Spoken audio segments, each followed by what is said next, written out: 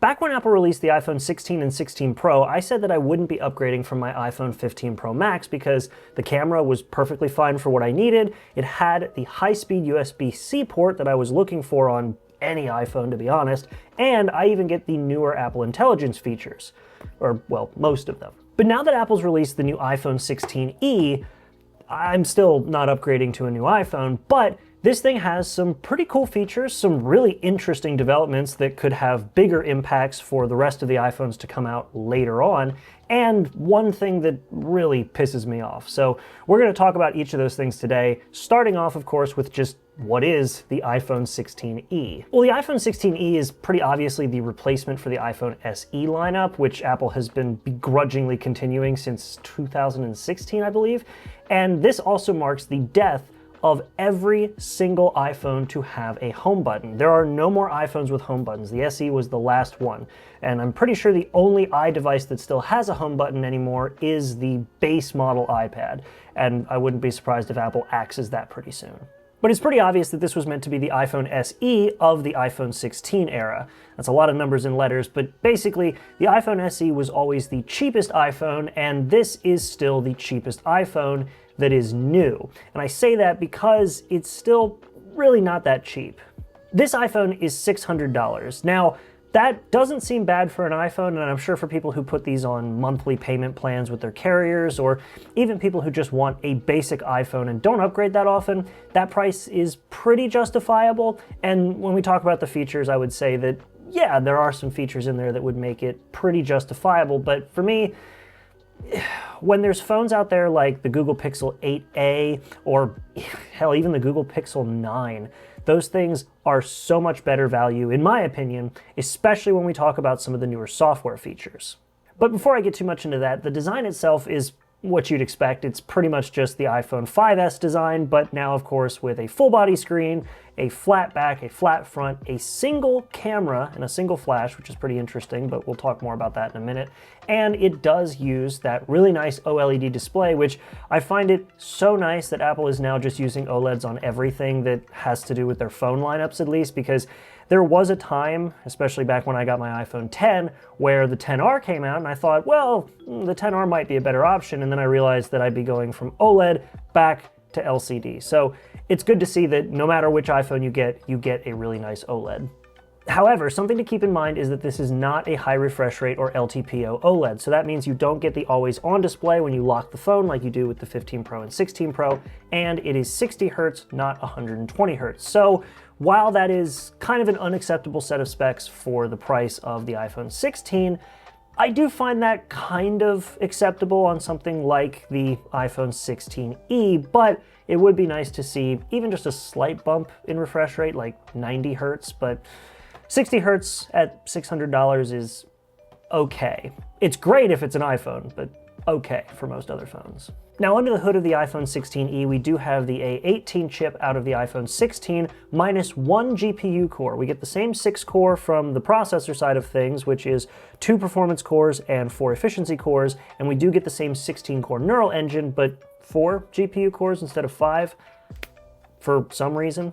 Overall, the chip looks like it's going to be a pretty good performing chip, especially for this price, and while I do like to compare things like the budget Google phones to the budget iPhones, there's really no comparison with the new Tensor chip versus the new A18 chip. They're just leagues apart, I'm sorry. Speaking of chips though, specifically Apple Silicon stuff, this is the first iPhone to have Apple's own in-house modem. If you've been following behind the scenes with Apple's chipsets and specifically their modem battles, you'll know that Intel and Qualcomm have been the 2 main modem choices for Apple because they're kind of the only ones in the game, or at least the only ones that Apple's willing to work with, and even then, Apple doesn't seem to really like working with them. So Apple has now made their own in-house modem, which is the C1, and they're claiming it is significantly more efficient than the other modems that they have been using. And this is a big deal because this means that every iPhone moving forward will have Apple's own in-house chip. So that could mean that on bigger iPhones, we get better efficiency, better battery life. We could get even more capable connectivity with things like AirDrop, 5G, LTE, the whole 9 yards. They didn't really go too deep into detail with this new chip, aside from the fact that it's much more efficient, which then also leads us into battery life for this device. And the battery life is, well, I mean, it's impressive. They compared it to the iPhone SE, which is not a fair comparison because the iPhone SE was still during that thin era of Apple where everything had to be thinner or it wasn't new.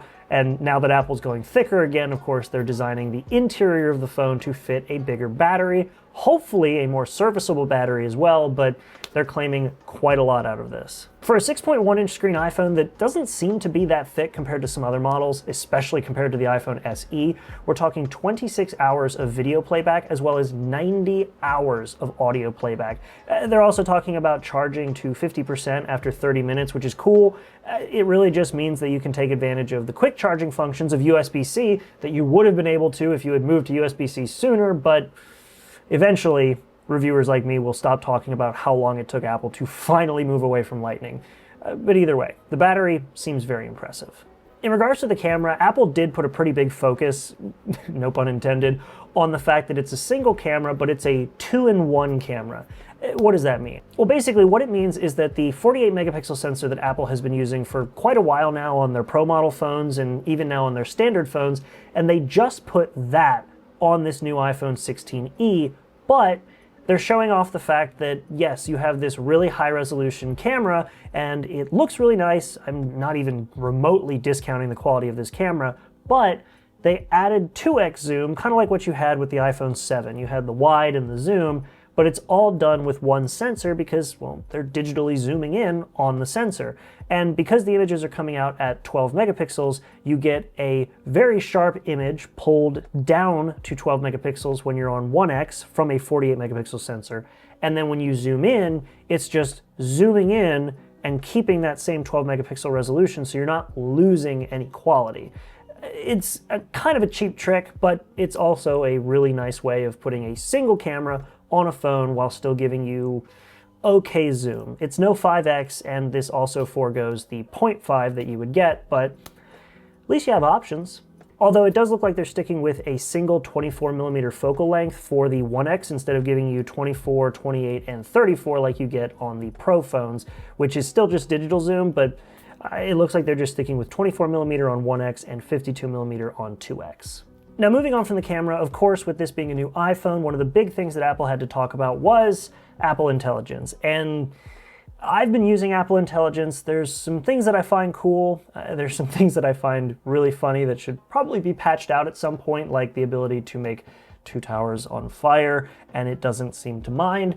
And then, of course, there's one thing with this new iPhone that actually genuinely pisses me off. So, of course, with this having the A18 chip, we have all the same features that the new iPhones have, including things like the smart search through your photos, the ability to use image generator and Genmoji, some of the newer features that let you talk to ChatGPT to build out, they used some sort of vegetarian restaurant run, but either way, it's got all those features, but it has one feature that was touted as a reason to get the new iPhones with the camera button, which was visual intelligence. Now, this new iPhone does not have the camera button, but they let you put visual intelligence on the action button. The same action button that the iPhone 15 Pro and Pro Max have. But yet, the iPhone 15 Pros and Pro Maxes don't have visual intelligence. That is so frustrating to me because it doesn't seem to be something chip-based, at least from what I can tell, it doesn't seem to be chip-based. It is literally using the same image recognition that you have in the Photos app, but it's just using it right there on the camera. So you can take a picture with the iPhone 15 Pro and get the information after the photo's taken, or you can use the new iPhone 16, look at it through the camera, and do the exact same thing, but it just does it in the camera instead of doing it in the Photos app. What is the difference? Like, if Apple had come out and said that it was like a performance issue or an image processing issue where it just couldn't quite do it in real time or as quickly as the A18 chip on the A17, fine, whatever. I might believe that if it weren't for the fact that my Google Pixel 6 Pro can do it. And this thing is old. This thing, by phone years, is very old. And I can do all kinds of stuff, including the cleanup tool, which arguably is also on the older iPhones, but I can also use image recognition with this phone, which is much older than this phone. And now we have the action button on the new iPhone 16e that lets you use visual intelligence even though they won't let you do it on the iPhone 15 Pro. It's just really irritating. Apple is Apple. They will do stupid stuff, but I am hoping that potentially that visual intelligence feature not being available here might become something that we see drop a bit later, kind of like how the older but still very powerful iPad Pros didn't get the desktop mode that they made. I don't remember what it's called at the moment. Stage Manager. They didn't put Stage Manager on the still very powerful but not M series iPad Pros, and enough people made a stink about it that they eventually moved it there. I'm hoping that that happens with the iPhone 15 Pro, but this is not the video for that. Regardless, you get visual intelligence. You get all of the new Apple Intelligence features with the new 16e. They also talked about durability, which every phone drops different. Glass is glass, glass breaks. Thank you, Zach. And so it's just one of those things where I don't like to talk about the durability until I see people genuinely busting these things up. Like, I would talk about how durable this Apple Watch Ultra is and how I've never scuffed it no matter what I've done. And then I bumped it on my buddy's granite countertop and it actually nicked the metal. So damage and all that kind of stuff, sure. Apple says it's very durable and I'm inclined to believe them, and the cases look pretty nice, but I'm gonna leave that out. Regardless, I think the new iPhone 16e is going to be a pretty good value for quite a few people. If you're the kind of person where iPhone is it, you're not looking at any other brands, you're not looking at Google, Samsung, OnePlus, or nothing. If you are just an Apple user and you don't upgrade your phone that often and it is just a phone for you, I think this is actually a pretty good value. You have a really good camera, like a really good camera, and even if it does kind of use the cheap trick of digital zoom on a big sensor, it's good to have. It's better than the iPhone 7 where you had two lenses next to one another for zoom.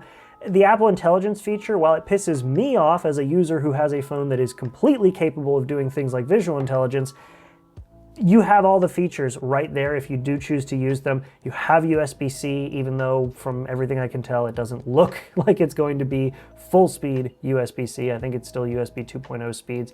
You have a great OLED display, you have Face ID, you have all of these features that are expected from a modern iPhone for $599. And now just imagine what these things are gonna go to once they start hitting the used market. That's pretty awesome, actually.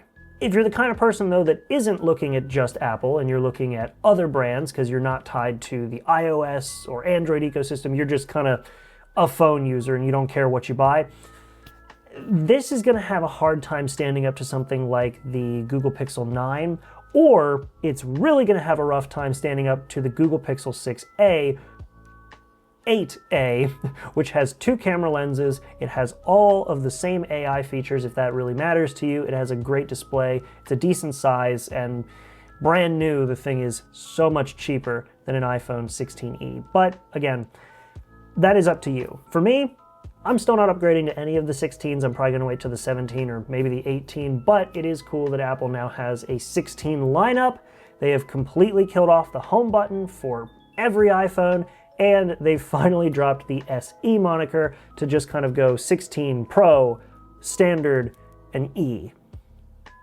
So if you want a 16 generation iPhone, you have 3 choices, 2 of which have 2 sizes. It's a little less confusing, but whatever. Either way, I just wanted to put this video together real quick and kind of throw my initial thoughts out, because in terms of these phones and these new updates, I've actually kind of been out of the loop with the iPhones because I just haven't felt the need to upgrade, and I'm sure when I do feel the need to upgrade, I will be right on it with when the new phones are coming out and all that stuff. But I just wanted to get my thoughts out on this because, again, one thing really pissed me off, but the rest is actually pretty cool.